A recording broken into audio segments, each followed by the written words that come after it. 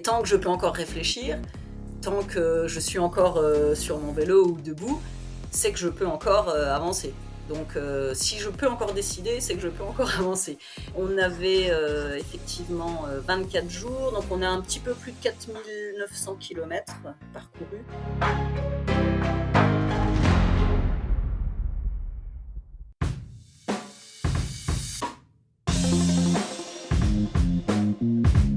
Hello hello, c'est Loïc Blanchard, le créateur et host du podcast indépendant Les Frappés.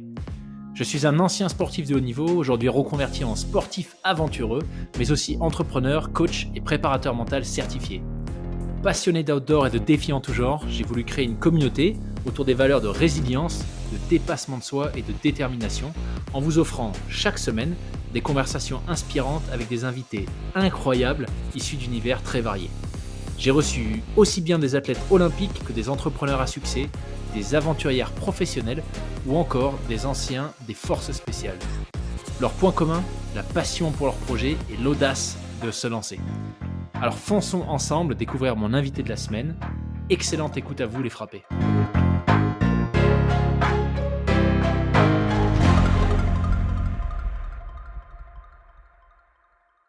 Super, et écoute, bienvenue Aline sur le podcast. Merci pour cette invitation. Avec grand plaisir. Merci beaucoup à Sarah. Alors, Sarah, qui a été une des toutes premières invitées du podcast et que j'ai contacté récemment en lui demandant si elle connaissait de potentiels frappés. Elle m'a dit, il faut absolument que tu parles à Aline. C'est complètement fou ce qu'elle fait. Donc, fonce. Donc, merci beaucoup, Sarah. Merci Sarah, mais c'est moins fou que ce qu'elle fait elle, je pense.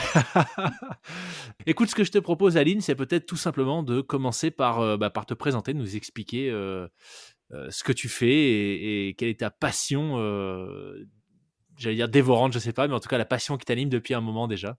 Donc je m'appelle Aline Clément, je suis vosgienne, je suis professeure de PS dans un collège, un petit collège dans les Vosges. Alors j'ai toujours été sportive, et après 2 opérations des ligaments croisés, j'ai laissé de côté le tennis et le foot pour m'orienter vers le cyclisme. Alors je vais même dire vers le vélo parce que j'ai jamais fait de compétition de cyclisme. Voilà. Au début c'était vélo transport, voilà, pour aller à la piscine, et puis de fil en aiguille, j'ai vraiment pris plaisir à monter sur un vélo, à aller rouler, juste pour le plaisir de rouler. Donc je cours, je nage et je roule, mais je passe le plus de temps sur mon vélo, effectivement. Donc c'est un vélo, c'est pour moi, ça résume un sentiment de liberté dont je pourrais plus me passer aujourd'hui. Waouh. Donc tu cours, tu nages, tu fais du vélo, t'es une triathlète, t'es une triathlète en fait. Ouais. Alors après, je fais une compétition par an, le triathlon de Gérardmer, parce que c'est Ok. le triathlon de Gérardmer. Donc voilà, je fais le XL depuis 2011. J'ai manqué 2 années, une année Covid où tout le monde l'a manqué parce qu'il n'a pas eu lieu, et puis l'année suivante parce que j'avais été accidentée justement à vélo l'été précédent et j'ai eu 3 mois de convalescence. Donc Aïe. voilà, pas de dossard cette année-là. Ouais. Ok. Mais voilà, je crois qu'aujourd'hui, l'année, en tout cas pour 2023, ce sera mon seul dossard de l'année, parce que j'ai plus forcément l'âme d'une compétitrice. Mais comme je le disais tout à l'heure, le triathlon de Gérardmer, ça reste le triathlon de Gérardmer. Et pour l'ambiance, rien que pour l'ambiance, voilà, je suis pas encore prête à m'en passer. J'allais te poser la question parce que c'est vrai que moi j'ai pas fait du triathlon très longtemps, mais ça fait partie de ces noms d'épreuves, tu vois, qui ressortent tout de suite quand Ouais. tu rentres dans cet univers. Donc c'est quoi qui fait la magie de cette épreuve pour toi? Alors bon, déjà, c'est très bien organisé. Ouais. Alors après, j'en ai pas fait beaucoup d'autres, hein. J'ai fait Belfort 1 ou 2 années. Donc j'ai pas forcément d'autres repères. Mais Gérardmer, on part à vélo. Alors déjà, le départ dans l'eau, on est 1600 sur le XL à partir Wow. sur une toute petite plage. Alors du coup, le départ, c'est quelque chose que j'appréhende, peut-être même presque que je déteste, et pourtant j'y retourne. Et j'explique pas pourquoi j'y retourne parce que c'est assez flippant. Je suis pas une grande nageuse. J'aime pas être au milieu des autres. Et là, voilà, on part à 1600 en même temps sur une plage qui fait, je sais pas, elle fait peut-être 50 ou 60 mètres de large. Attends, Donc il y a pas de il y a pas de vagues. ah Euh, ouais! on part tous en même temps. Alors, bien sûr, pas tous en même temps. Voilà, enfin, la En vague tout cas, c'est humaine, un flow continu, quoi. voilà, c'est un seul départ. On part dans une eau qui est pas toujours très chaude. Alors, cette année, elle l'était, mais il y a toujours alors, c'est début septembre, on a toujours les températures qui commencent à baisser un peu tôt le matin. On a la brume au-dessus du lac. On a des spectateurs déjà qui sont installés en nombre. Et voilà, ça part dans le lac, ça ressort. Il y a le speaker qui est génial. Enfin, il fait un boulot de dingue sur l'animation. On part en vélo. Au bout d'un kilomètre, c'est la montée du Poli. C'est blindé de Belges avec les chapeaux, les instruments de musique. Ça fait un bruit de dingue. La route est toute étroite et puis elle est encore plus étroite parce que les spectateurs presse un peu sur la route et puis la route s'ouvre un petit peu comme dans les grands cols du Tour de France, quoi. La route s'ouvre quand les cyclistes arrivent et le parcours vélo c'est 3 boucles donc on repasse aux mêmes endroits. C'est la course à pied c'est pareil, c'est 3 boucles. On est au cœur on tourne autour du lac de Jarramé donc non c'est particulier et je pense que si on pose la question aux triathlètes français et étrangers, je pense que Jarramé, ça fait partie du top 5 des triathlons qui marquent les esprits, quoi. Eh ben, ça fait envie. Ah ouais, ouais, mais il faut y aller une fois. Alors et je parle pas du DO, du distance olympique le lendemain où il y a la montée de la rayée, donc on est sur des passages à 20% avec ce même public et peut-être encore plus nombreux le dimanche après-midi parce que c'est la dernière épreuve et c'est magique quoi. C'est vraiment magique. Moi je me suis déjà vu monter le poli, arriver en haut, avoir le cardio dans la gorge, et puis regarder mon cardio et me dire, voilà, si je fais tout comme ça, mais je vais poser mon vélo, j'aurais plus rien. On se sent vraiment porté Ouais. par les spectateurs et les jambes se trouvent toutes légères d'un coup. Et puis quand on arrive en haut, on a dit merde, je vais peut-être pas faire ça une fois parce que si je fais ça sur les 3 boucles, je vais laisser des plumes quand même. Ouais, ouais. Mais Et c'est à les faire. distances, c'est les distances Ironman? C'est Ah 3, non, 3,8, 180? non, non, c'est un half Ironman. Ah, c'est un half, ok, Ouais, ouais, alors, d'accord. il est appelé XL, mais c'est 1,9 km dans l'eau. Ouais, C'est 90. 93,5 à vélo Ok, et 21,5 à pied. d'accord, ok. Mais bon, Ok, ok. les 93,5 à vélo, on a 1 800 1 900 de dénivelé. Ouais, donc ça grimpe. Ouais. Ok, Et il y a plein de petites bosses. Il est assez exigeant comme ok, parcours. Faut aimer grimper. ok. Ah là là, bon. Ça fait envie en tout cas quand tu parles de l'ambiance, on sent que ça t'a marqué Ah oui, oui, oui, mais et que c'est une épreuve particulière. et d'ailleurs, un des signes, c'est que les dossards sont mis en vente au mois d'octobre et qu'en 10 minutes, les dossards sont Ah partis. ouais? C'est vrai? En fait, la première difficulté, c'est d'avoir son dossard. Ok, ok, bon. Très bien. Bah écoute, bon à savoir. Dépêchez-vous en octobre prochain pour choper votre dossard pour 2024. Super. Super. Bah écoute, donc là on a un peu parlé de triathlon, mais tu t'expliquais que tu passes l'essentiel de ton temps quand même plutôt à vélo. Mhm. Et j'ai cru comprendre que cet été, il y a eu quelques projets complètement fous. Alors, c'est pas les seuls, mais ils sont assez impressionnants. Donc, est-ce que tu pourrais peut-être nous expliquer ce que tu as, ce que tu mis sur place et voilà, cet été. Ouais, donc l'été 2022, effectivement, avec une copine, on est parti à l'assaut on va dire des 2 Tours de France, hommes et femmes. Alors, c'est pas tout à fait vrai parce qu'on n'est pas parti au départ du Tour de France homme, on est parti de la planche des belles filles. Donc, on est parti de la planche des belles filles le 7 juillet. et on est revenu à la planche des belles filles le 30 juillet.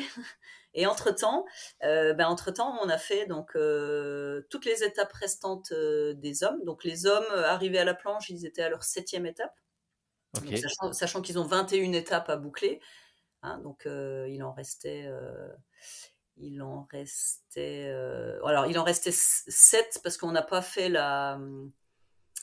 pardon, il en restait 13.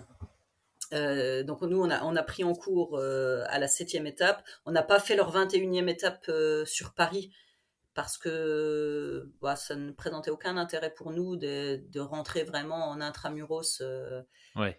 en termes de sécurité, d'intérêt. Tourner, enfin, on n'aurait pas pu tourner autour Ouais. de l'Arc de Triomphe. Donc la 21e étape, on l'avait balayée dès l'organisation, enfin dès le début du projet. Donc de la fin de la 7e étape jusqu'à la fin de la 20e étape. Donc on a suivi le parcours, donc le tracé exact du parcours du Tour de France Homme, plus les transferts que l'on a fait à vélo, puisqu'on n'était pas assisté, donc on avait des sacoches avec toute notre vie pour ce périple. Et puis on a enchaîné donc avec le Tour de France Femmes. Donc c'est pareil, on a fait le choix de ne pas faire la première étape en Paris Intramuros, qui d'ailleurs se déroulait le même jour que la dernière étape des hommes.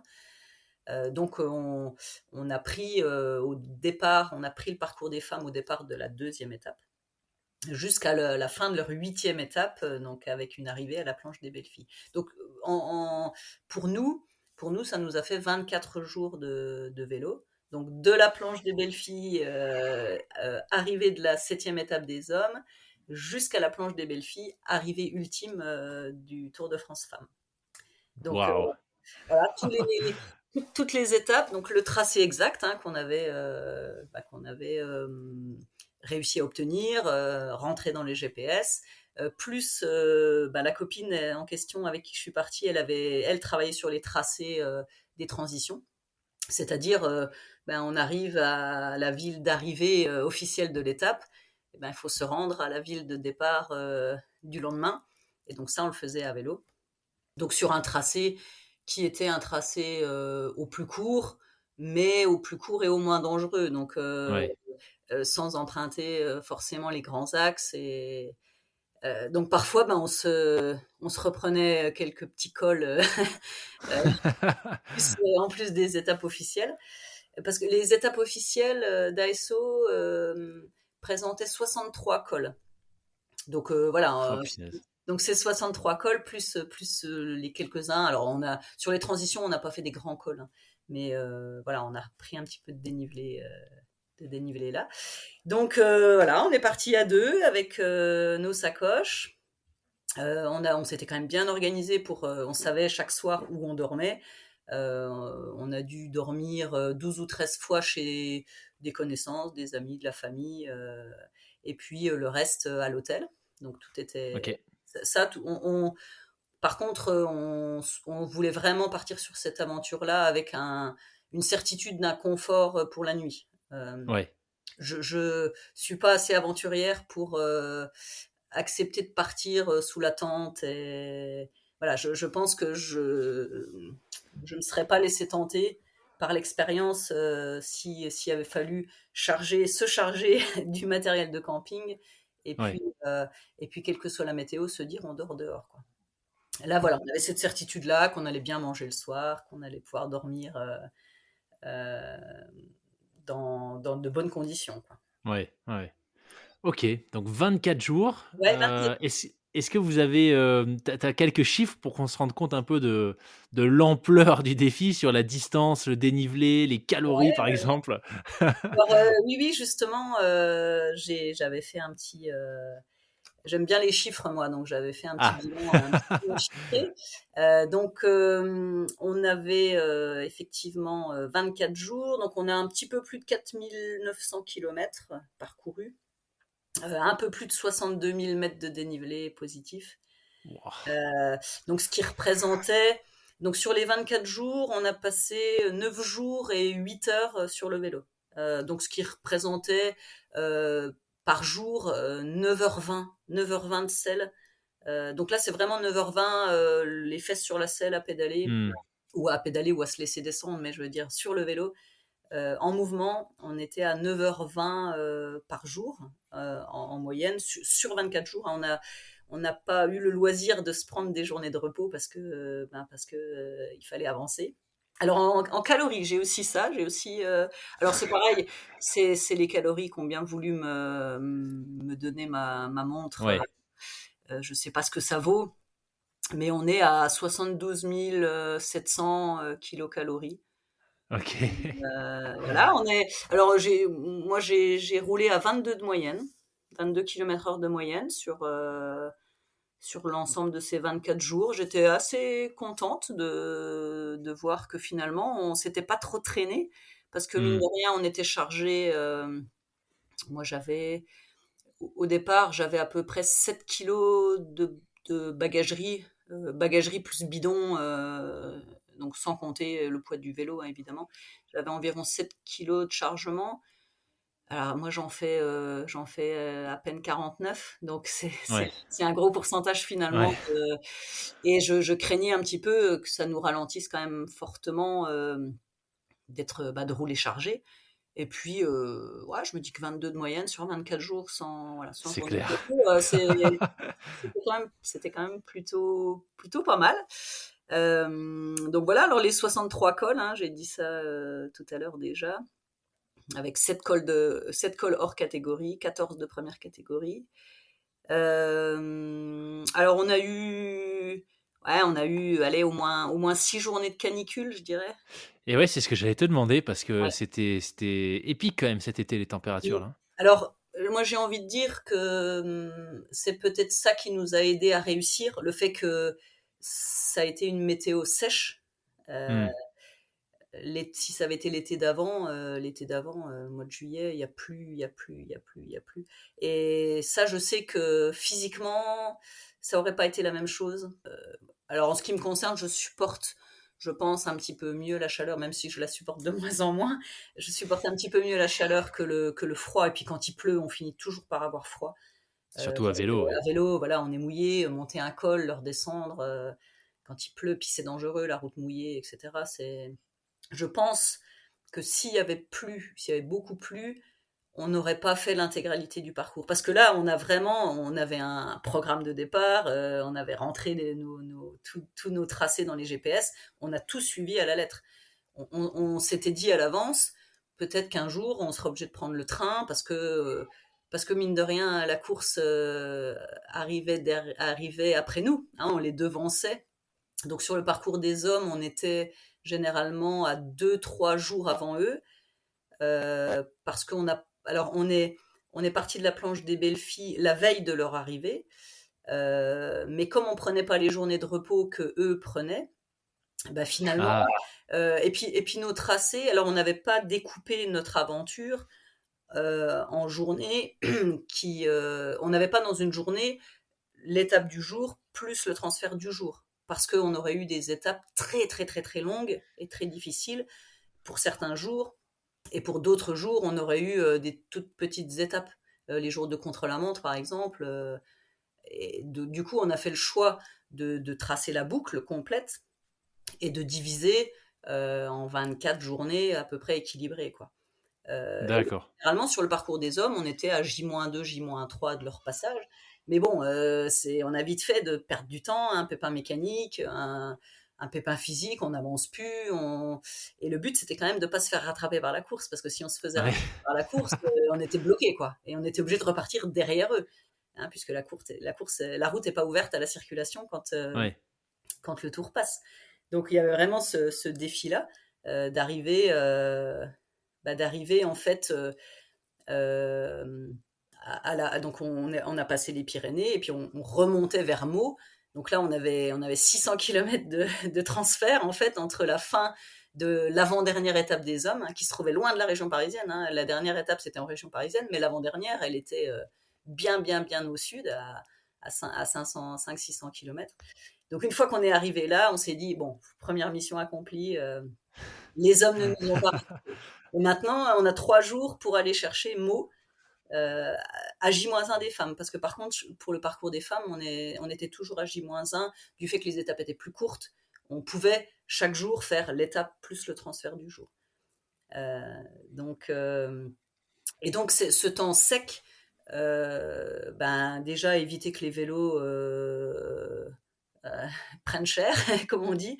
Ouais. Un vélo qui roule sous la pluie, c'est des roulements qui... Enfin, il y a plein de soucis mécaniques qui peuvent arriver quand on roule sous la pluie. Donc, on a dû rouler une fois ou deux sur route mouillée avec un vélo un peu sale.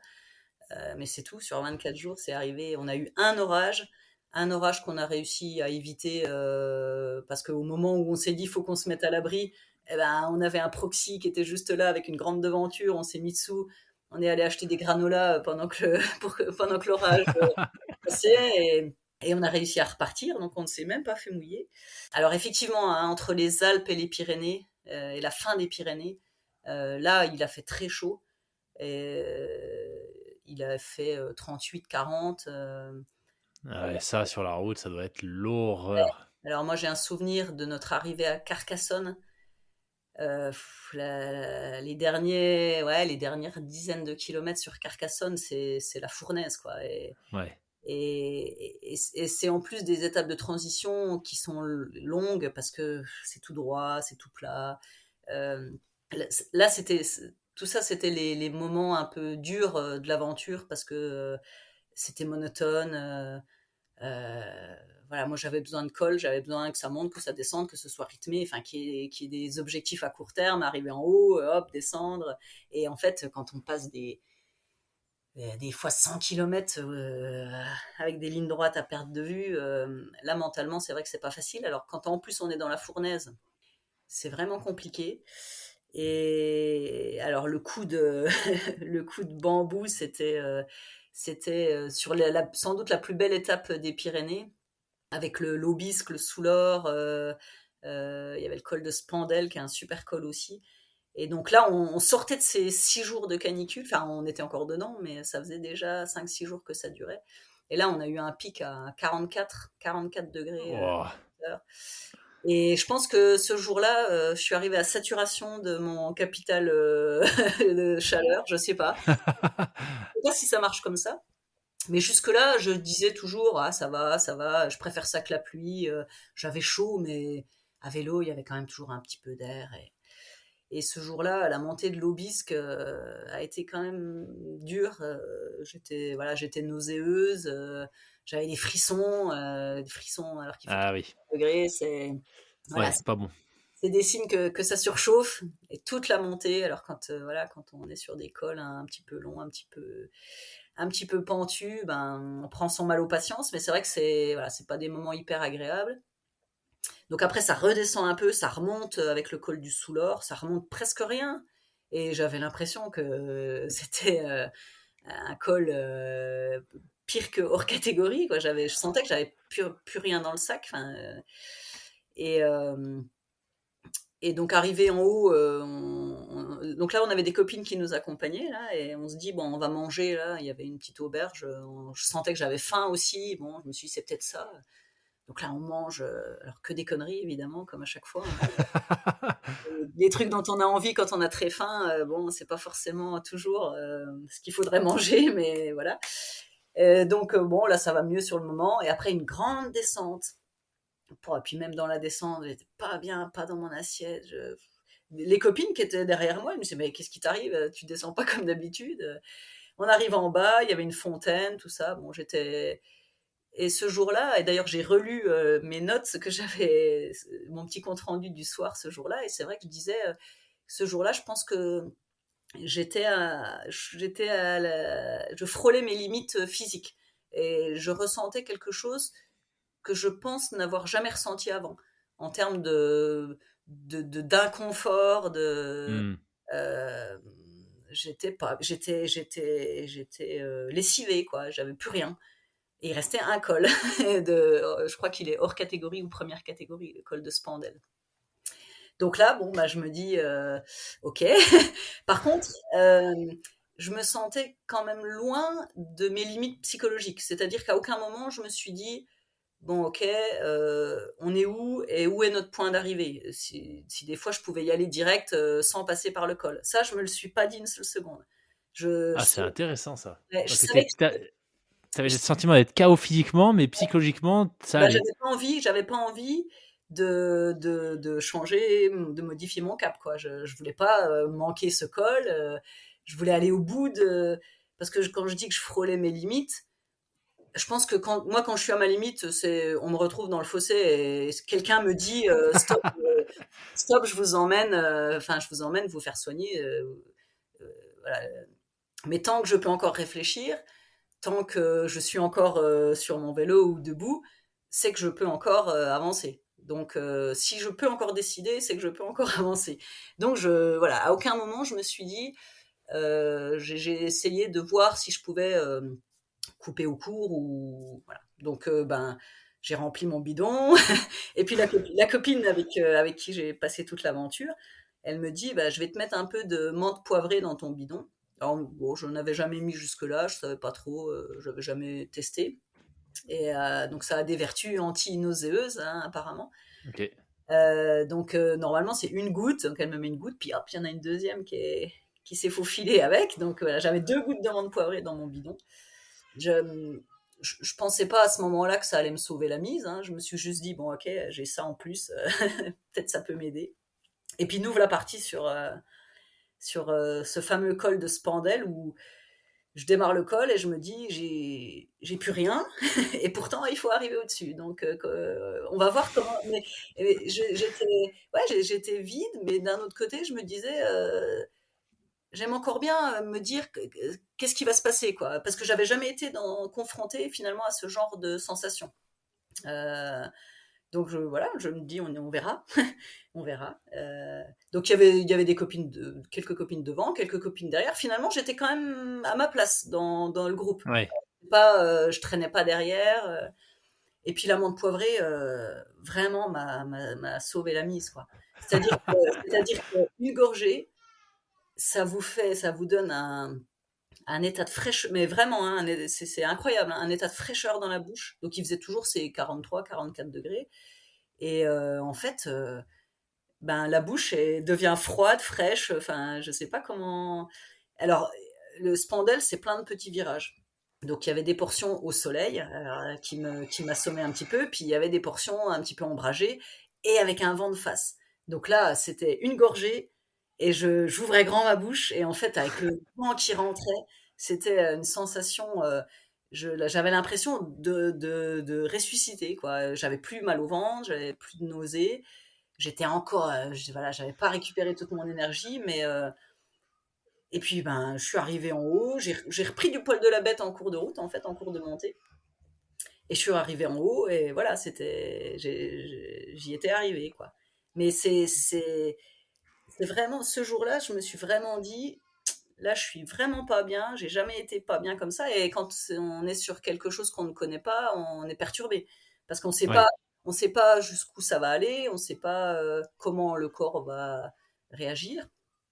Mais je sais que la tête était là et que la tête voilà, était assez loin de lâcher, quoi. Et c'est là que je me dis que le mental, quand on est prêt physiquement, le mental, il fait 80-90% du boulot, là. Ouais, bah écoute, je suis assez d'accord. Je te parlais de cette course là que j'ai fait cet été et ouais, moi je l'ai un peu touché du doigt, tu vois, à ce moment-là. Mais c'est marrant, tu vois, parce que ça fait aussi avant ce projet de cet été, tu faisais quand même déjà du vélo depuis un moment, Mhm. tu baignes dans le sport depuis toujours. Et moi je fais aussi du sport depuis longtemps.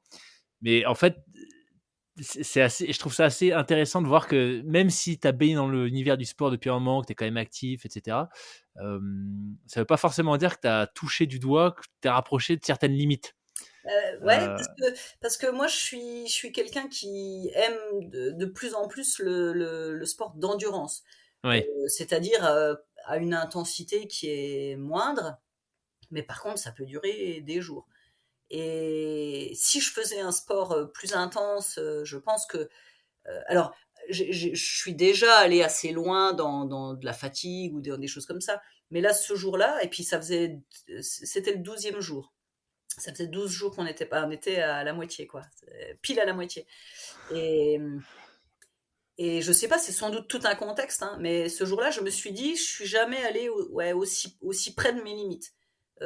Ça m'était déjà arrivé d'aller assez loin, mais pas aussi loin que ce jour-là, a priori. Ouais. Waouh. En tout cas, je me le suis noté, menthe poivrée. Ah oui, oui, mais ça, La c'est- potion magique. c'est incroyable. Alors après, je dis à Isa, mais pourquoi on met pas ça dans nos bidons tous les jours? Et Euh, ouais, et elle me dit non, non, parce que bon, ça attaque quand même un petit peu. Enfin, ça reste de l'huile essentielle. C'est comme tout. C'est pas quelque chose qu'on peut prendre au quotidien sans que ce soit ok. anodin, quoi. Et d'ailleurs, j'en ai plus jamais remis. Même le lendemain, le surlendemain. En fait, après ce jour-là, la canicule, on n'a plus eu de canicule. On a eu parfois encore un peu chaud. Enfin, encore pour moi, c'était largement acceptable.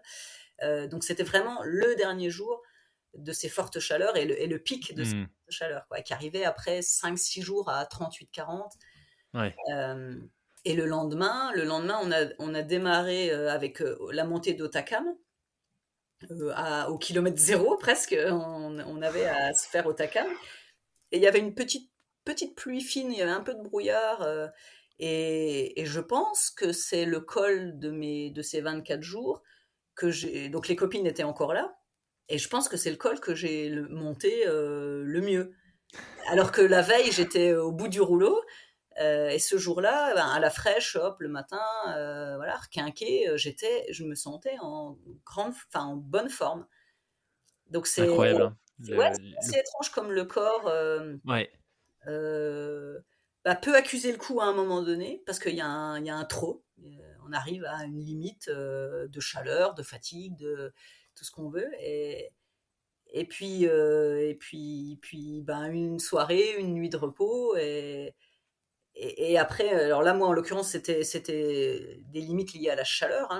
Je me sentais pas plus fatiguée. La preuve, le lendemain, j'avais des bonnes jambes pour monter au Takam, donc c'était pas un problème de fatigue musculaire ou de sommeil. C'était vraiment lié à la chaleur.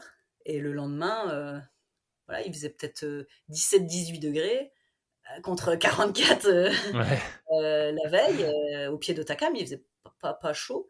Et ben, pouf, c'était reparti, quoi. Donc, Waouh. le corps a des ressources qu'on ne sait Ouais. pas. Et je pense que, ouais, et que parfois on sous-estime, tu vois. Moi, je sais que chaque fois que je parle, bah d'ailleurs, c'est ce que tu m'as dit, tu vois, en off, mais quand je parle de cette course, et j'en parle souvent parce que bah, j'ai jamais fait un truc comme ça, et puis que ça m'a fait découvrir, enfin, c'est venu casser un certain nombre de croyances que je pouvais avoir sur ce dont j'étais capable. Mais en fait, tu vois, pour avoir côtoyé pas mal de gens sur cette course, donc c'était 340 km, en fait, moi, depuis, je suis absolument convaincu qu'on est tous capables, Mm. physiquement, psychologiquement, de faire des choses bien plus folles que ce qu'on pense. Oui, bien sûr. Vraiment, tu vois, Mais à condition que d'être prêt.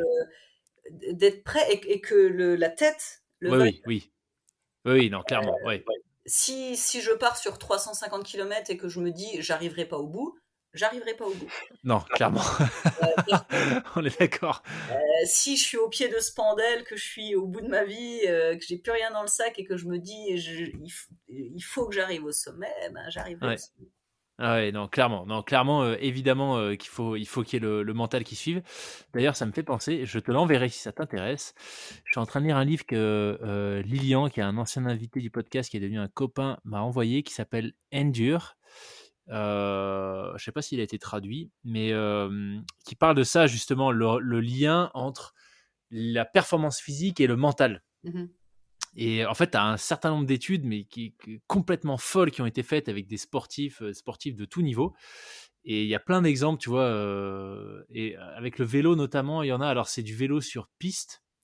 Donc, ils ont fait des tests avec je crois que c'était l'équipe australienne, peut-être de vélo sur piste, où en fait, ils demandaient aux gens en 10 minutes de couvrir le plus de distance. Et donc ils observaient, tu vois, ils leur demandaient à chaque tour, comment tu te sens en termes de douleur, où est-ce que tu te situes sur une échelle, etc. Et une fois que les coureurs arrivaient à leur limite, qui disaient stop, je m'arrête, ils leur disaient ok, là maintenant, avant d'arrêter, tu as 10 secondes à fond. Mhm. Et en fait, ce qui est hallucinant, c'est de voir que, alors je sais plus ce qui sortait en watts, c'était, je sais plus, je crois que c'était avec les cyclistes, je suis plus sûr, ou c'était avec des rugbyens, enfin je sais plus. Bref, en termes de mesure, tu vois, en watts, ils étaient à 240 watts à l'effort, Mmh. au moment où ils disaient, là, je dois m'arrêter. Et en fait, sur les 10 secondes où on leur disait donne tout, ils montaient à 700, plus de 700, tu vois. Ouais, je suis pas Euh, surprise. Je suis pas surprise parce que c'est là sur des étapes de 210, 220, 230 kilomètres, on avait toujours l'impression que sur la fin, on n'en ferait pas 10 de plus. ouais, Alors que, alors que si, alors qu'à un moment donné, si, enfin, psychologiquement, si on sait que l'arrivée, elle est à tel endroit, et imaginons, on arrive à cet endroit et on nous dit non, finalement, l'hôtel n'est pas disponible, il faut aller à 15 kilomètres plus loin. Si on n'y est pas prêt psychologiquement, on se dirait, mais non, je peux pas. ah, mais c'est clair. J'ai fini, je m'arrête. Alors que C'est si clair. on programmé d'avance, que le matin, on sait qu'il n'y a pas 230, mais 245 kilomètres, et on passe cette ville, on la passe sans problème et on va au point suivant. Mais tout ça, tout est dans la tête. Et, Ouais. et quand on sait que c'est les 10 dernières secondes, on a toujours de l'énergie pour faire les 10 dernières secondes. Et si après ces 700 watts, on leur avait dit il reste 5 secondes en plus à faire, eh ben, ils auraient fait ces 5 secondes. Ouais. Mais comme quoi, tu vois, ça fait vraiment se poser la question sur, en fait, qu'est-ce qui nous fait croire qu'on a atteint nos limites? Est-ce que c'est le cerveau qui se protège en disant: «Attention, il y a une surchauffe du système, donc je te fais penser que tu peux pas aller plus loin». Tu vois? Enfin, c'est hyper intéressant parce qu'en fait, ça vient casser plein de croyances. C'est-à-dire quand on pense qu'on est au bout, il y en a encore. Il y en a Mais du coup, encore. qu'est-ce qui fait que cette réserve d'énergie qu'on a encore, qu'est-ce qui fait qu'elle s'est retrouvée bloquée à un moment donné? Et tu vois? Je trouve ça passionnant comme sujet. Ouais, alors je pense il y a vraiment physiologiquement, alors pour avoir passé 2-3 fois des tests à l'effort sur un vélo, je pense qu'il y a vraiment physiologiquement les réserves pulmonaires et cardiaques qui se vident. Donc ça, c'est à un moment donné, si vraiment il n'y a plus rien dans les réservoirs, j'imagine qu'il n'y a plus rien. Mais c'est pas pour ça qu'on meurt, c'est-à-dire qu'on peut Mmh. quand même encore faire quelque chose. Et puis après, il y a la tête. Les réservoirs peuvent être encore à moitié pleins, que si la tête a décidé que non, que je peux plus, que je dois m'arrêter, je pense que le corps a du mal à suivre. Moi, Mmh. je pense que la commande la plus forte, enfin ouais, je pense que c'est la tête qui a le pouvoir le plus fort. Mmh. Alors après, c'est Ouais. sûr, hein, si on met quelqu'un qui fait jamais de sport au départ d'un 300 kilomètres en course à pied, cette personne, je pense, n'arrivera pas au bout. Parce qu'il y aura des ampoules, il y aura des maux de pied qui feront que la personne ne pourra pas aller au bout, parce que physiquement, elle n'est pas du tout préparée, parce qu'elle n'a Ouais. jamais marché plus d'un quart d'heure. Mais quelqu'un qui est relativement bien préparé physiquement, je pense que si le mental est au rendez-vous, je pense que le corps a des ressources, même quand les réservoirs sont pas mal vidés, je pense qu'il y a des ressources qui font. Puis après, Mmh. on s'alimente, ça se recharge aussi, hein, les Ouais. réservoirs. Et souvent, on croit qu'on peut plus parce qu'on ne s'est pas alimenté de manière enfin, on ne s'est pas alimenté au bon moment, hein, les fringales ou autres, c'est-à-dire qu'on a vidé les réservoirs, et donc là, on a ce sentiment de plus avoir d'énergie et de plus pouvoir avancer. Et finalement, si on s'arrête un peu, on se pose un peu, on recharge, on boit, on s'alimente, ça repart. Ouais. Je pense que Ouais. après, alors la blessure, c'est un autre sujet, hein, évidemment, quand on est vraiment blessé. Je pense qu'à un moment donné, la tête dit stop parce qu'on sent qu'on se fait mal et qu'on va le payer plus tard. Mais en dehors de la blessure, même les douleurs musculaires ou autres, je pense que si on s'alimente bien, qu'on s'hydrate bien, que la tête a décidé qu'on irait au bout, je vois pas ce qui peut empêcher une personne d'aller au bout de son objectif. Ouais. Mais tu vois, ça me fait penser à 2 choses. La 1re, c'est un échange que j'avais eu avec enfin, c'est un épisode que j'avais fait avec, Olivier Courret, qui est, coach préparateur mental, hypnothérapeute à Hong Kong, de mémoire, Hong Kong, je crois. Et on avait beaucoup discuté, tu vois, de l'impact du mental, sur la performance de sportifs de haut niveau. Lui, il accompagne beaucoup de gens qui font alors soit du sport de haut niveau, soit des records, tu vois, d'apnée ou ce genre de choses, des défis assez extrêmes. Et en fait, le constat, il est tout bête, c'est qu'à haut niveau, physiologiquement, physiquement, tout le monde est à peu près au même endroit, tu vois. C'est-à-dire que tu peux avoir marginalement des écarts, mais tu prends l'équipe de France de judo, tu la mets à côté de l'équipe de France d'Allemagne ou du Japon, physiologiquement, physiquement, c'est pareil, mais à très haut niveau. Mais par contre, là où ça peut clairement il peut y avoir une grosse différence, c'est sur cette capacité à aller piocher, débloquer des ressources supplémentaires au niveau du mental. Donc hyper intéressant. Et la deuxième chose, c'est j'écoutais un podcast de Joe Rogan il n'y a pas très longtemps avec Courtney Dauwalter, tu sais, l'ultra traileuse. Oui, oui, oui. Et ça m'a fait penser à ce que tu disais, m'a fait penser à ça. Elle parlait de la récupération. Alors, elle a fait un ultra qui est aux États-Unis, 200, je crois que c'est un 240 miles. Donc, ça doit faire. Attends, 240 miles, ça fait combien? Ça fait quasiment. Ça doit faire pas loin des 400 km, 380 km, un truc comme ça. Donc, très, très gros. Et elle a fini 10 heures devant le deuxième. Ouais. Donc énorme performance. Et elle expliquait, elle a mis 58 heures de mémoire. Et sur les 58 heures, elle a dormi 21 minutes, une fois 20 minutes et une fois 1 minute. Et elle disait que le sommeil le plus réparateur qu'elle ait jamais eu de sa vie, c'était la minute qu'elle a pris. Et donc ça, enfin, je trouve ça complètement, c'est fou, tu vois. Elle s'est réveillée en pensant qu'elle avait dormi plus d'1 heure. Ah ouais. Elle avait un pacer avec elle, elle expliquait qu'elle l'a engueulé en lui disant mais pourquoi tu m'as laissé dormir aussi longtemps, et il lui a dit mais écoute, ça fait 1 minute là en fait. Donc Ouais, vous comment vous gériez la partie récup? Tu disais que vous aviez un toit sur la tête, au-dessus de la tête tous les jours. Est-ce que vous faisiez attention, je sais pas, est-ce que des massages, des rituels un peu pour maximiser la récupération? Non, la récup, elle était essentiellement, je dirais, alimentaire. Alors tous les soirs, ou presque, on s'est bu une petite bière à l'apéro. Voilà, parce que ça faisait aussi partie de la convivialité du moment. On a mangé tout et n'importe quoi. Alors le soir, quand on était chez des gens, des amis, etc., bon bah voilà, souvent ils avaient fait l'effort de nous concocter un bon petit dîner avec souvent des féculents. Euh, mais voilà, mais en journée, on mangeait n'importe quoi. On s'arrêtait dans des boulangeries. Donc, j'ai mangé des dizaines de tartes salées, de pain au chocolat ou enfin, de viennoiseries. On s'alimentait comme ça. On a fait quelques arrêts supérettes. Donc, l'alimentation, on prenait ce qu'on avait besoin en calories. Après, en Mmh. termes de qualité de la nutrition, on n'était pas bonne du tout, quoi.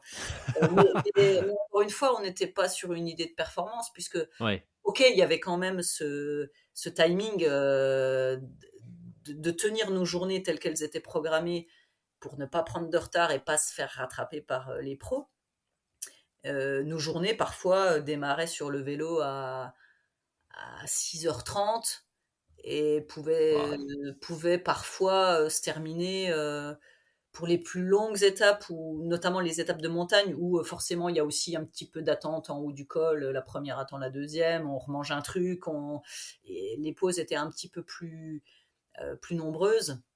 On pouvait arriver à l'hôtel à 20h, quoi. C'est arrivé. Notre arrivée la plus tautive, alors parce que Isa, la copine, m'a appris que ce mot existait. Moi, j'emploie OK. souvent tardif, tardive, et tautive, je ne l'employais pas, mais apparemment ça s'emploie. Donc notre arrivée la plus tautive à un hôtel, c'était 16h50. 16h52, je crois, de Ouais. mémoire exactement. Ce qui Donc est pas là, non plus super tôt. non, mais là, on avait l'impression d'arriver en milieu d'après-midi, au début Ouais. d'après-midi, parce qu'on s'est dit, ouais, le temps qu'on va avoir pour se poser, faire plein de choses. Donc, non, la récup. Alors, moi, j'avais apporté une petite boule d'automassage Donc à la maison, j'ai un bâton de massage que j'avais acheté une année où je m'étais blessée musculairement et voilà, je m'étais dit que ça pouvait m'aider à récupérer un petit peu mieux. Je l'utilise de temps en temps. Et puis une boule, alors c'est une petite boule avec des petits picots qui, voilà, quand on l'applique assez fortement sur les muscles, permettent de masser en profondeur. Mais encore faut-il avoir le courage de la passer, Ouais. parce que c'est quand même de l'automassage. Les premiers jours, je ne l'ai pas utilisée. Je me suis même dit qu'elle m'enquiquinait dans ma sacoche parce que il fallait la caler en plus du reste. Et puis j'ai fini par l'utiliser et j'étais très contente de l'avoir prise parce que ça a été le seul outil pour. Alors après, il y a l'étirement, hein, évidemment, aussi qui existe. Je pense que je crois me souvenir que je me suis étirée un peu. Mais la boule de massage, voilà, au niveau des quadriceps, je pense que ça m'a fait quand même du bien après des étapes où on appuyait un peu, quoi, des étapes avec des cols, des Ouais. poussages un peu raides. Euh, donc voilà, en récup, il y a eu ça. Mais évidemment, on n'a pas eu un massage, on s'en est pas fait mutuellement, on n'avait pas d'électrostimulation, Ouais. on n'avait rien de tout ça.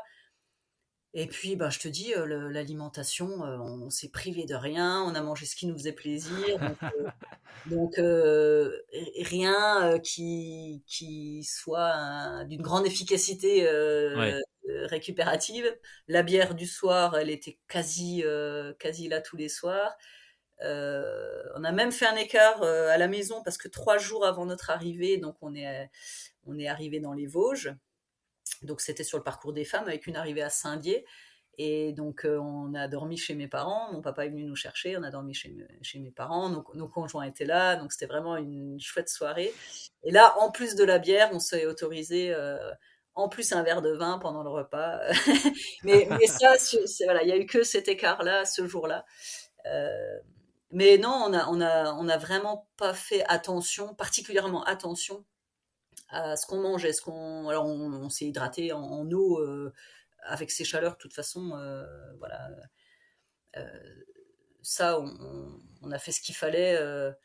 Mais par contre, non, en récup, c'était de la récup active, quoi. Tous les lendemains, Ouais. on remontait sur le vélo et moi, les seuls mots que j'ai eus pendant ces 24 jours, c'était mal aux fesses, les 8 premiers jours.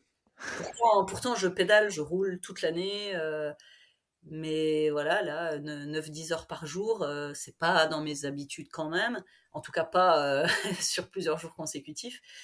Et j'avais mal aux fesses, les ischions à un moment donné, là, qui chauffaient un peu. Alors, on avait 2 cuissards, chacune, on avait deux cuissards différents, de marques différentes. Et chacun me faisait mal à sa manière, mais pas au même endroit. Donc finalement, de faire un jour sur deux, c'était pas mal parce que il y en a un, j'avais plus mal sur l'avant, et puis l'autre avait une peau un peu moins épaisse et c'était plus les ischions sur la selle qui, moi je suis pas très Ok. épaisse. Et du coup, en alternant un jour sur deux, chaque jour c'était un peu inconfortable, mais comme le lendemain c'était inconfortable à un autre endroit, ça tapait moins sur le système, quoi. Et Ouais. ça pour moi ça a duré 8 jours. Les 8 premiers jours, j'avais mal aux fesses, et à partir du 9e jour, plus rien jusqu'à la fin au niveau des fesses. Et j'ai eu mal à un pied, alors sous un pied, j'ai des petits corps, enfin des petits durillons, je ne sais pas comment on appelle ça, qui sont des marques de enfin pas d'usure, mais des points d'appui qui font des petites cornes. Et j'ai ça sous un seul pied. Et je pense que c'était pile sous la cale de la chaussure. Alors on a beau avoir une semelle dure, j'avais ce pied droit qui me chauffait, enfin sous le pied là, qui me chauffait. Ça a duré, ça a été le cas quasiment tous les jours. Donc voilà, il y a des moments où bon c'est pas hyper confortable, c'est pas hyper agréable. Avec la chaleur en plus, bon Eh oui. ça exacerbait un petit peu tout ça. Mais il n'y a eu que ça. J'ai pas eu mal au genou, j'ai pas eu mal au dos, j'ai pas eu mal à la nuque, enfin au cervical, j'ai pas eu mal spécialement aux mains. Parfois dans les très longues descentes, qu'on a un petit peu les mains sur les freins, bon, bah, sur la fin du col, voilà, les mains sont un petit peu en appui sur les cocottes, c'est un petit peu douloureux. Mais musculairement, j'ai pas eu de, j'ai pas eu de douleur, ni tendineuse, ni Ouais. euh, pourtant, j'ai été opérée des croisés, des deux, ouais, il y a très longtemps, mais voilà, des choses qui pourraient laisser un petit peu des traces, en tout cas sur un format tel que celui-là, où c'est 9h20 de vélo tous les jours pendant 24 jours, avec la répétition d'un mouvement cyclique. Je ne sais pas combien de coups de pédale on pouvait donner dans une journée, mais c'est énorme. Et ben rien, juste ce pied qui chauffait et c'est ce mal de fesses pendant 8 jours.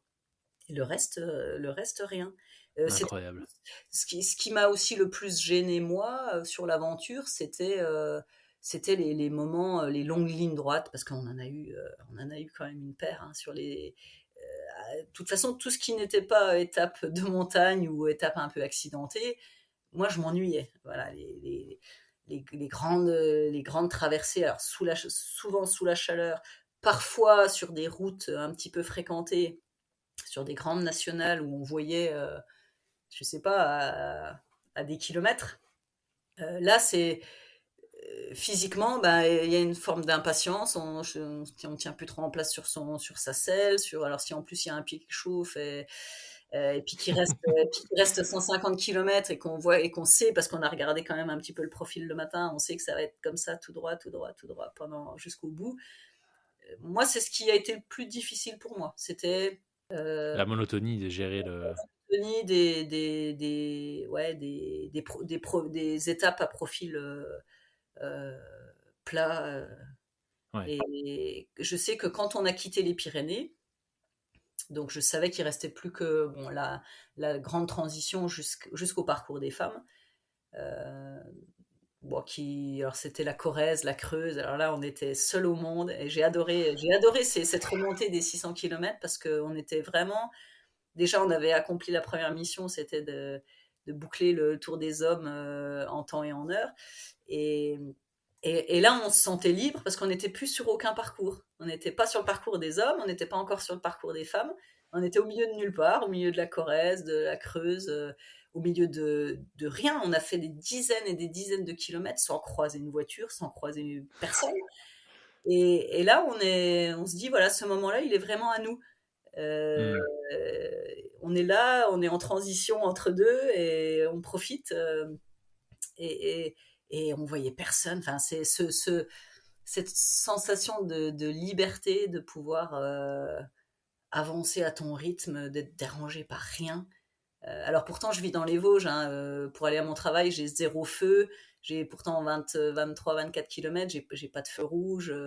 Je dois avoir un ou deux stops. Donc Ouais.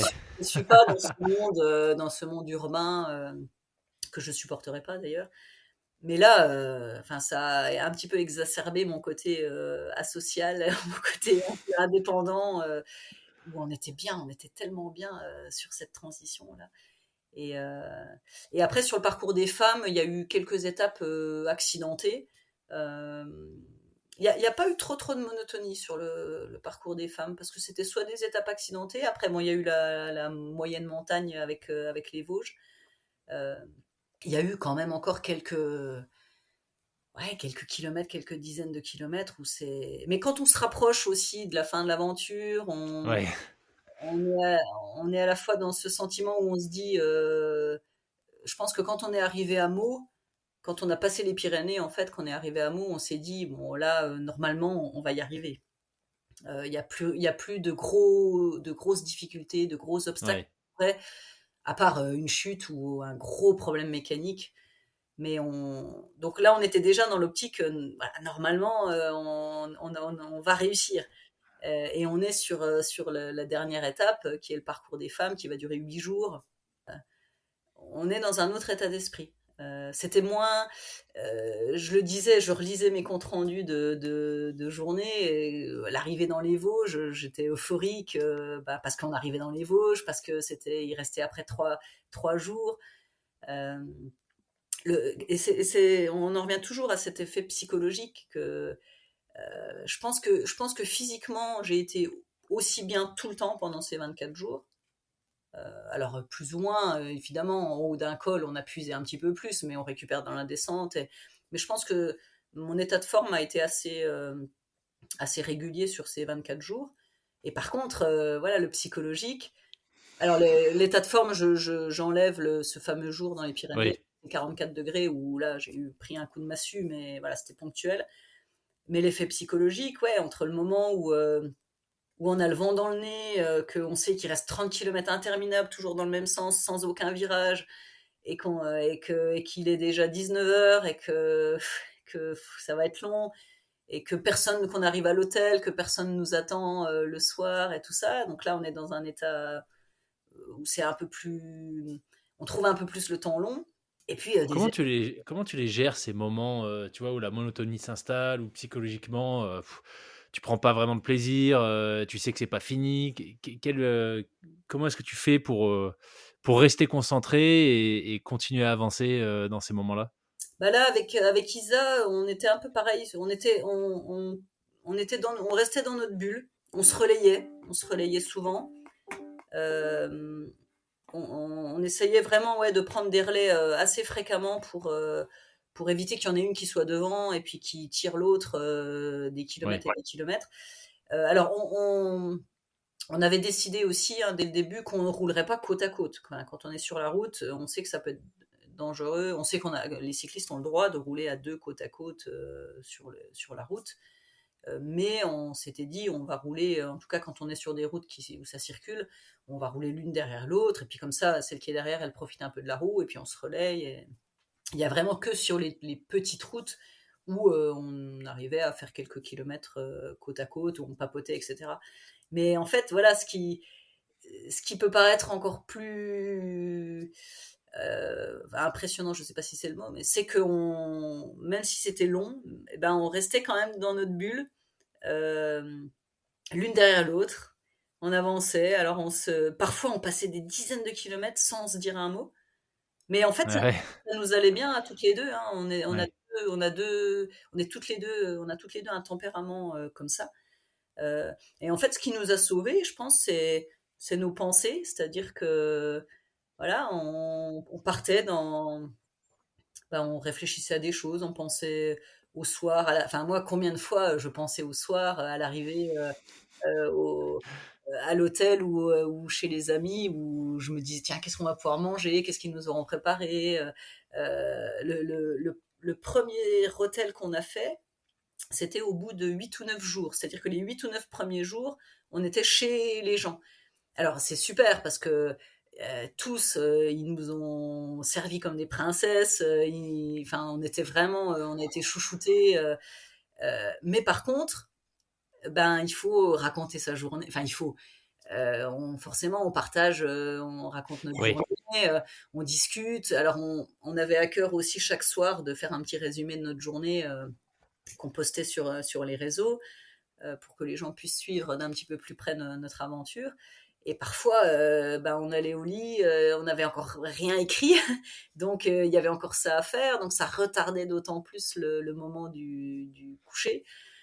Et donc ce 9e jour, là, on arrivait à l'hôtel, en plus un hôtel campanile où on savait que c'était buffet à volonté au niveau du repas. Et là, en fait, bah, c'était l'arrivée à Carcassonne qui était si chaude, si longue, c'était tout droit, on avait envie que ça s'arrête.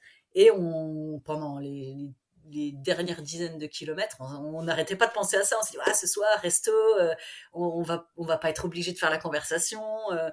Euh, on va être toutes les deux entre nous, voilà, on va même pouvoir écrire un peu notre petit compte rendu en mangeant, enfin, on va avoir un buffet à volonté, oh là là, qu'est-ce qu'il va y avoir, qu'est-ce qu'on va, enfin, et ça nous a souvent fait une partie de notre journée, hein. OK.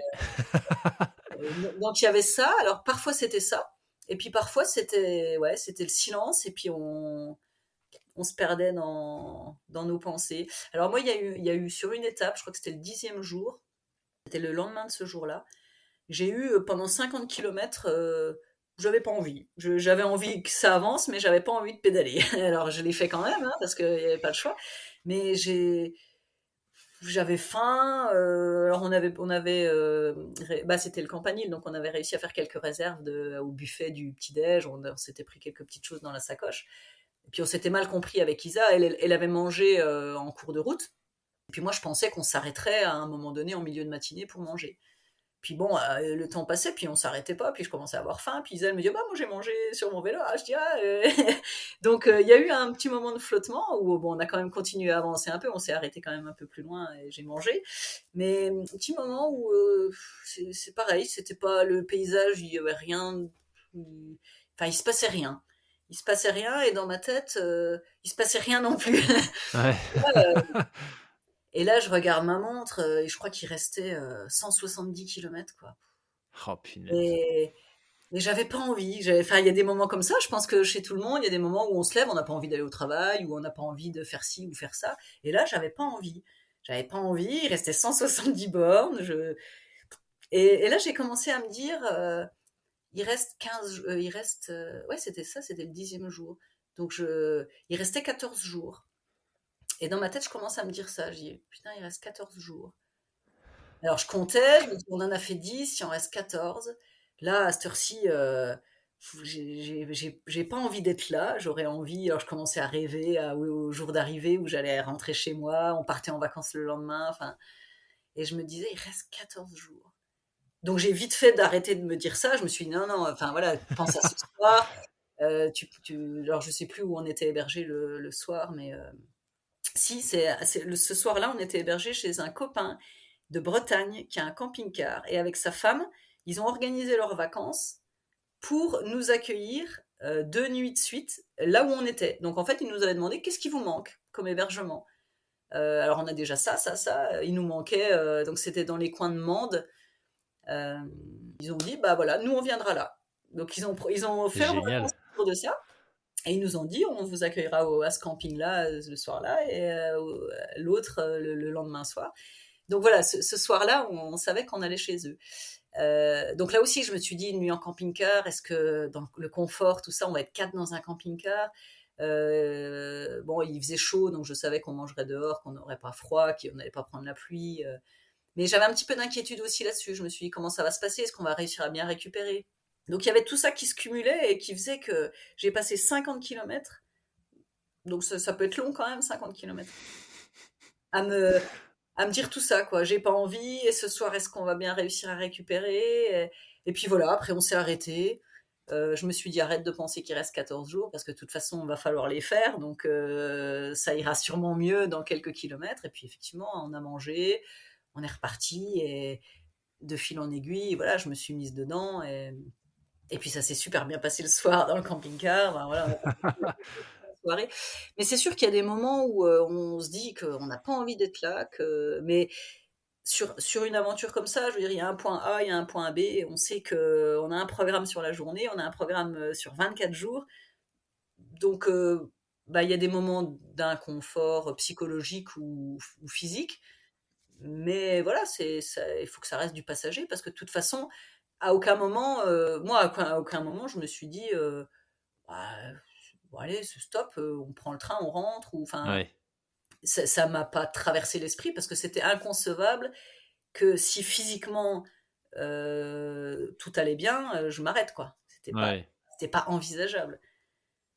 Donc, Qu'est-ce que t'as appris du coup de cette aventure par rapport à tout ce que vous avez vécu? Enfin, voilà, là, tu vois, ça avait l'air quand même assez intense. Bon, il y avait des périodes un peu plus monotones, mais une soixantaine de cols, 2 Tours de France. Vous aviez cette contrainte de rester en avance par rapport à la, entre guillemets, la vraie épreuve qui arrivait derrière vous. Vous l'avez fait à deux, donc j'imagine qu'il y a plein de choses, tu vois, sur un défi de cette taille, qui font que bah, peut-être t'es revenu avec un peu plus, tu vois, un peu plus d'expérience dans la besace. ouais, bah, ce que je retiendrai, je pense, c'est que, alors cette expression, elle est pas de moi, hein, mais quand on veut, on peut. Et je pense que vraiment tout est dit là-dedans, parce que, alors parfois on veut et on pourra pas, parce que L'année précédente, moi, j'étais sur le J-1 des hommes avec une association. Donc, on pédalait un jour avant les hommes sur les étapes uniquement. Et à la 10e étape, un cycliste qui était venu rouler avec nous double le peloton dans une descente, se rabat sur moi, il me fout en l'air. Je me retrouve avec une fracture ouverte du coude et une double Ah fracture ouais. au niveau du bassin. Donc là, j'aurais voulu aller jusqu'aux Champs-Élysées et j'ai pas pu. Donc voilà, on veut, si on veut, on peut. Elle a ses limites évidemment, mais je veux dire que hors accident de la route, je pense que quand vraiment en fait, quand on s'est mis dans la tête d'une manière sans appel que qu'il y a un objectif, que quoi qu'il arrive, on va arriver au bout. euh, Bah, le corps, il est capable de suivre Hmm. cet objectif-là, quoi. Et, et je pense qu'on est souvent, on manque souvent d'ambition dans ce qu'on est capable de faire, d'entreprendre. Euh, Là, honnêtement, sur ce défi-là, quand on a commencé à en parler, j'aimerais bien que les gens me répondent vraiment. Est-ce que vous y avez vraiment cru qu'on pourrait boucler la boucle euh, dans ce qu'on avait prévu, quoi. C'est-à-dire presque 5 000 kilomètres en 24 jours, sans assistance, à part l'assistance hôtelière, on va dire. Mais qui y a vraiment cru? Et nous, moi, je pense que quand je suis partie, j'étais, j'étais conditionnée, mais j'étais pas certaine qu'on ferait tout sans prendre un train ou un taxi ou sans couper, parce que ça aurait été Ouais. facile. On a fait plein, il y a eu pas mal d'arrivées sur le parcours des hommes, il y a eu plein d'arrivées en sommet de col. Donc nous, généralement, on était en cours de journée, on allait faire ce sommet de col, donc c'était l'arrivée officielle d'une étape, et on repartait, on redescendait par là où on était monté, et on repartait chercher la ville de départ suivante. Et en fait, s'il avait fait un temps de chien, par exemple, Otakam, on a démarré ça un matin à froid, on a monté Otakam, on est redescendu. Et on a pris notre petit-déj à la boulangerie à la descente. C'est-à-dire qu'on est retourné au point zéro après avoir fait monter-descendre. Ouais. Ouais. Si il tombe des cordes ou qu'on a un peu mal au genou ou que machin, est-ce qu'on se dit pas, bah c'est bon, vas-y si tu veux, moi je t'attends là. Ouais. Et je pense que je m'étais imaginé que peut-être on aurait par moment besoin de faire ça. C'est-à-dire de se dire, bah là on est ici, on est censé aller ici en 2 jours, mais là on est un peu à la bourre, on est crevé, on n'a qu'à passer par là, on arrivera plus vite. Je m'étais dit que peut-être on aurait besoin de trouver ces petits subterfuges pour, voilà, pour tenir notre timing, quoi. Et en fait, non. En fait, la météo, enfin, le temps sec, le fait qu'on se soit pas posé de questions, on était deux, mais on s'est pas posé de plus de questions que ça. On a suivi notre truc et comme tout s'est bien passé, ben, on n'avait aucune raison de, de couper, et De raccourcir, de partir et sur des plans B. voilà. C'est un c'est très, très intéressant d'entendre, tu vois, cette notion de, quand on veut, on peut. Alors, je suis d'accord avec toi, tu Ouais, vois, c'est voilà, vite fait, hein, mais ouais, mais non, mais je vois très bien ce que tu enfin, on en revient à cette notion, tu vois, de détermination. C'est-à-dire, c'est même ça. si on contrôle pas le résultat, bon, bah, tu contrôles pas le cycliste qui se rabat sur toi, C'est ça. mais si tu te lances dans un défi, avec en mettant le curseur à bloc sur tous les paramètres que tu contrôles toi, Mm, y compris l'état d'esprit dans lequel tu mm, l'abordes, bah, je suis assez d'accord avec toi. Je pense qu'il y a beaucoup plus de choses qu'on peut faire que ce qu'on pense spontanément. Et là, tu viens de le partager, tu vois. mm. Spontanément, tu pensais que vous auriez besoin de prendre des raccourcis, puis dans la réalité, ça n'a pas du tout été le cas et vous êtes allé au bout de ces Mm. quasiment 5000 km en 24 jours, ce qui est complètement fou. Et ce qui m'amène Et du coup à... Ouais, pardon, vas-y. ouais, juste pour terminer là-dessus, c'est que sur le parcours des femmes, on a beaucoup jardiné. Alors, jardiner, hein, dans le langage du cycliste, c'est faire plein de kilomètres dans un périmètre hyper restreint. C'est-à-dire que Épernay, par exemple, je pense qu'on a fait toutes les entrées, toutes les sorties à l'endroit, à l'envers. On a pris tous les ronds-points dans les quatre sens. Enfin, le parcours passait, repassait, repassait par Épernay. Et à un moment donné, Isa, elle me dit, j'en peux plus là d'Épernay. Et on arrivait sur un moment du parcours où on allait repasser encore dans Épernay pour refaire une petite boucle avec une côte, etc. Elle me dit, t'as vraiment envie ou on va tout droit là, on pouvait reprendre. Et je lui dis, non, Isa, on va bien, on est en bonne forme, il fait beau, on y va, on suit notre parcours. Elle râlait un peu, et puis finalement, après on en a rigolé parce que on a fini par sortir d'Épernay. Il y avait le café, je sais plus comment il s'appelait, le café des sports. On s'est payé une coupe glacée. Je lui dis, tiens, c'est pour te féliciter de ne pas avoir craqué dans Épernay. Et moi, dans mon esprit, à partir du moment où il faisait beau et que il n'y avait pas de pépins, il n'y avait pas de problème, c'est voilà, le parcours il nous dit d'aller là, on va là. On se pose pas de question de couper parce que c'est chiant ou parce que c'est à un moment donné, on s'est dit qu'on allait faire ce parcours-là, qu'on voulait faire la boucle. Notre tracé il est prêt. J'avais pas envie d'en sortir s'il n'y avait pas de besoin ou d'impératif particulier, quoi. Ouais. Ok. Oh là là.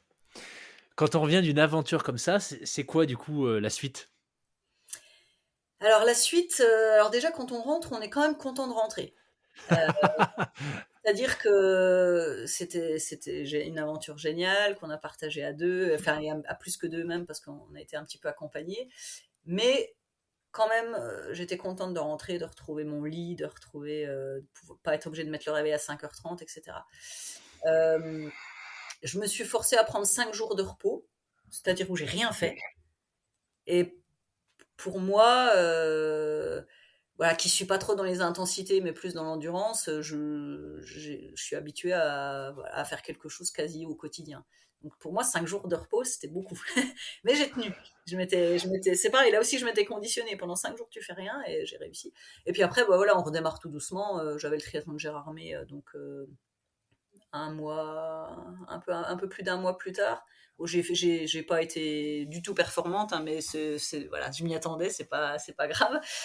Et après, ben, quand on se projette un petit peu plus loin, moi, voilà, je pense que j'ai fait j'ai bouclé la boucle, parce que donc les 4 années qui précédaient ce super projet qu'on a appelé Explore 2 Tours, j'étais sur les routes du Tour de France masculin, donc avec cette association dont j'ai parlé tout à l'heure, donc à J-1 des hommes, avec un super staff et uniquement sur les étapes, hein, on faisait les transferts en voiture. Et donc ça faisait 4 ans que j'étais dans cette organisation-là, à passer des mois à organiser. Donc là, pour cette année avec Isabelle, on a passé du temps aussi dans notre organisation. Moins de temps que les 4 années passées parce que c'était pas un projet associatif, c'était vraiment un défi personnel. On l'a fait pour nous. On l'a pas fait pour prouver quoi que ce soit à qui que ce soit. On n'a pas sollicité les médias, on n'a pas sollicité les élus. On était attendu nulle part et on voulait surtout pas être attendu quelque part parce que le temps était précieux et surtout on voulait vivre cette aventure libre.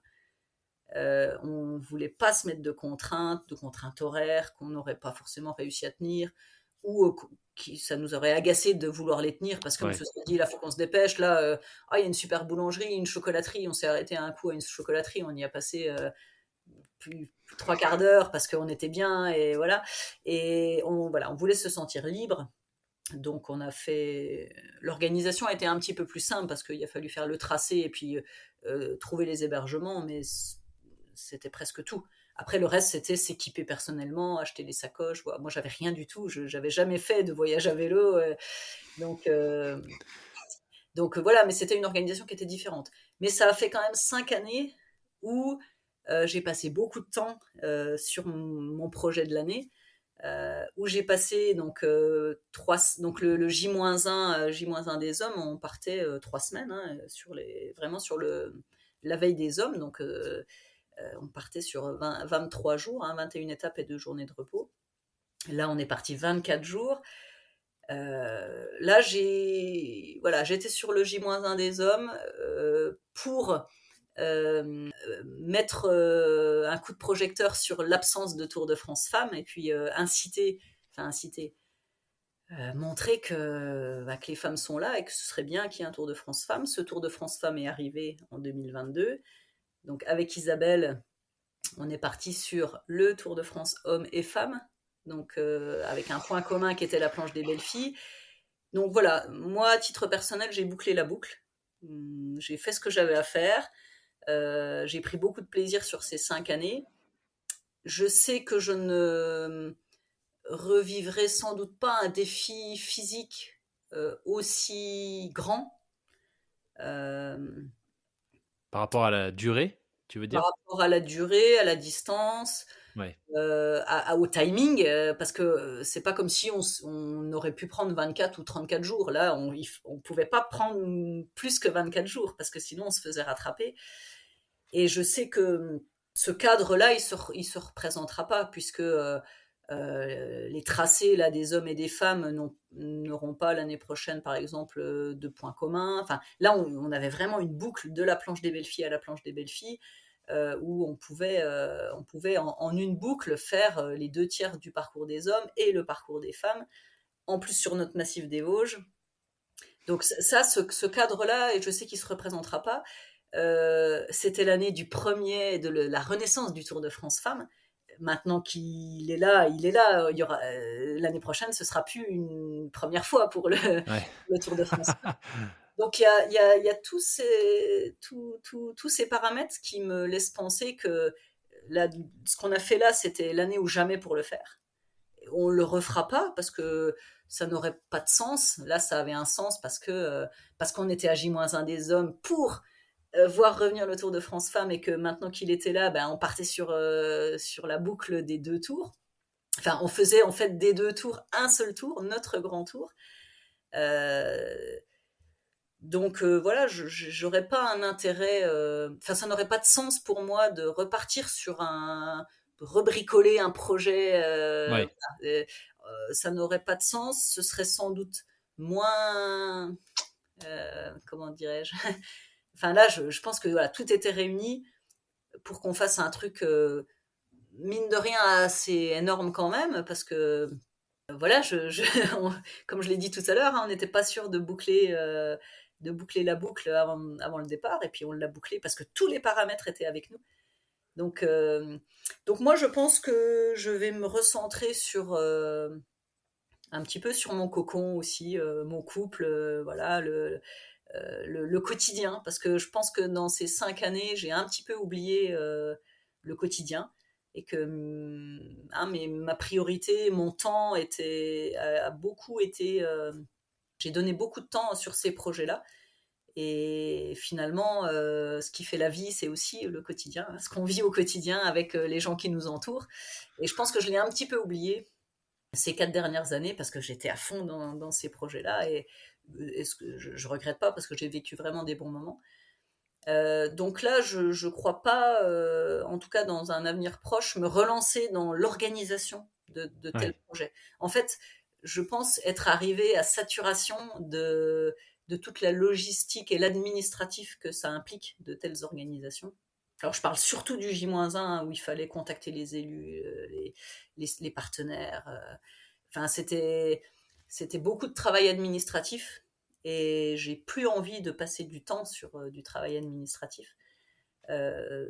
Donc voilà, là je me suis lancée dans l'objectif de faire un maximum de trajets domicile-boulot à vélo. Donc oui, pour les années à venir, en tout cas à court et moyen terme, je n'envisage pas de me relancer dans l'organisation de gros projets, en tout cas de projets de cette ampleur, parce que là, je me suis rendu compte au bout de 5 ans que je commençais à saturer en termes de temps passé à l'organisation administrative de ces projets-là.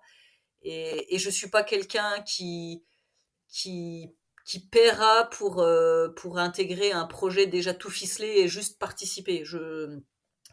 Quand je participe à quelque chose, j'aime bien quand même être active dès le départ et participer au montage de ce projet. Je pense qu'on est plus investi dans un projet quand on a aidé à le construire. Et voilà, solliciter des élus, des partenaires, demander des subventions, des choses comme ça, j'ai plus envie de Ouais. ça, en tout cas actuellement, parce que pendant 5 ans, je l'ai fait et que ça m'a pris beaucoup de temps. Et quand on était sur le J-1, c'était quasiment de octobre à juillet où on était là-dedans, Ah quoi. oui. Euh, donc voilà, c'est pas mon métier d'organiser des événements, hein, et, et je sens que c'est quelque chose qui me correspond plus. J'ai plus envie de passer ce temps à ça.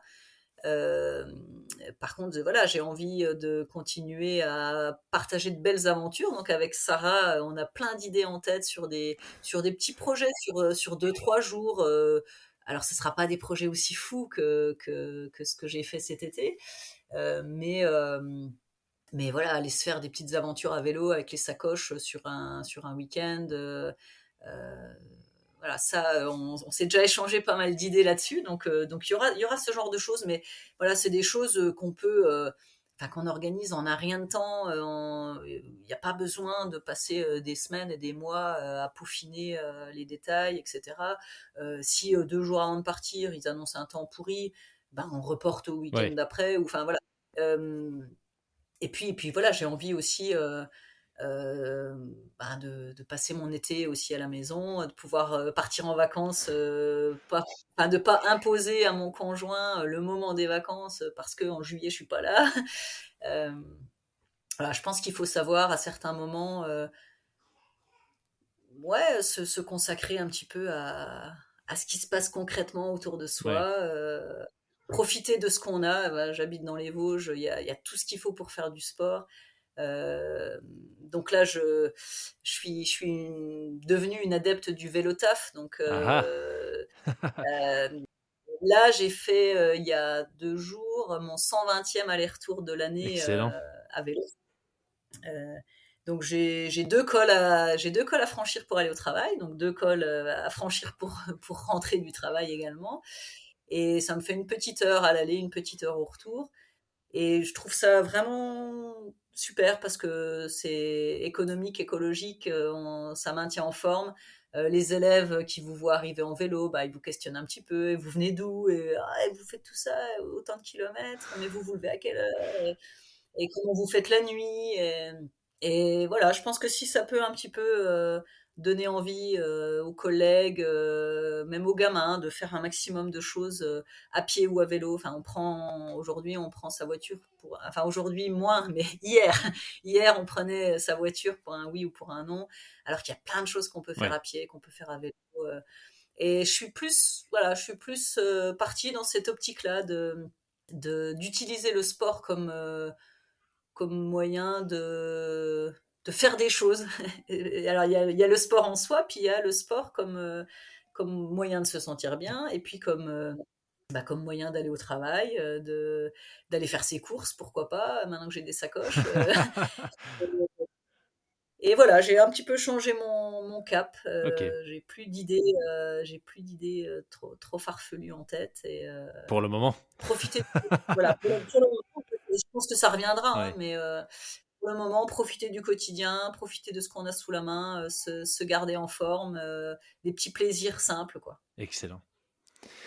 Super, bah écoute Aline, c'était génial que tu nous fasses découvrir tu vois, ce projet complètement fou que tu as fait. Alors je sais que c'est pas le seul, je pense qu'on aurait de quoi faire 10 épisodes avec tout ce sur quoi tu t'es impliqué. Mais en tout cas, voilà, c'était passionnant que tu nous expliques un peu les différentes étapes, les galères, tu vois, de ce gros défi de quasi 5000 km. Mais aussi les moments, j'ai l'impression, ce que tu en as tiré de très positif. Et moi, en tout cas, ce que je retiens, c'est que vraiment, c'est un appel pour les gens à se lancer dans leurs projets, même s'ils leur paraissent complètement fous, juste à Mm. se faire confiance, se préparer, évidemment, mais oser se Bien lancer à sûr. un moment donné. Et je pense, enfin, je suis même sûr que, tu vois, celles et ceux qui écouteront ton épisode, ça donnera sans doute des idées. Donc, Bah, merci. j'espère. En tout cas, j'étais ravie de partager ce moment avec toi. Ça m'a fait très plaisir de me replonger quelques mois Ouais, plus tard dans cette aventure du mois de juillet. Et, et voilà, je suis très honorée. J'espère que cette aventure, ouais, donnera des idées sans forcément aller si loin dans Oui. l'aventure, mais voilà, je pense que on se sous-estime beaucoup et que le corps a des ressources qu'on n'imagine pas, mais qui sont là. Et chez tout le monde, hein, moi, je suis pas arrivée là. Enfin, après, ça se travaille, c'est Oui, sûr, mais ça se travaille au quotidien, en allant chercher son pain à vélo, clairement. euh, en allant un petit peu plus loin à vélo. Enfin, je veux dire, c'est des petites choses mises bout à bout qui font qu'à un moment donné, ben, on est prêt à partir en vacances à vélo, à partir en week-end à vélo, avec les sacoches. Et ce sentiment de liberté, d'être avec son vélo, ses affaires sur soi. Il pleut, ben, c'est pas grave, j'ai mon kawaii dans ma sacoche, je le mets sur moi, je vais m'abriter, je vais m'acheter des granolas, euh, cette liberté d'être à vélo et de faire ce qu'on veut, en fait, franchement, je vous le conseille parce que c'est une philosophie, je pense qu'on peut appeler ça une philosophie, qui vaut vraiment le coup de s'y pencher. En tout cas, ouais, on sent la passion quand tu en parles. C'est génial. Écoute, C'est gentil. merci beaucoup Aline, tout le meilleur pour la suite et puis, bah, peut-être à une prochaine sur les routes, des Vosges, qui sait? Un grand merci à toi. J'espère au plaisir de se revoir sur le triathlon de Gérardmer Ouais, peut-être. ou ça, ouais.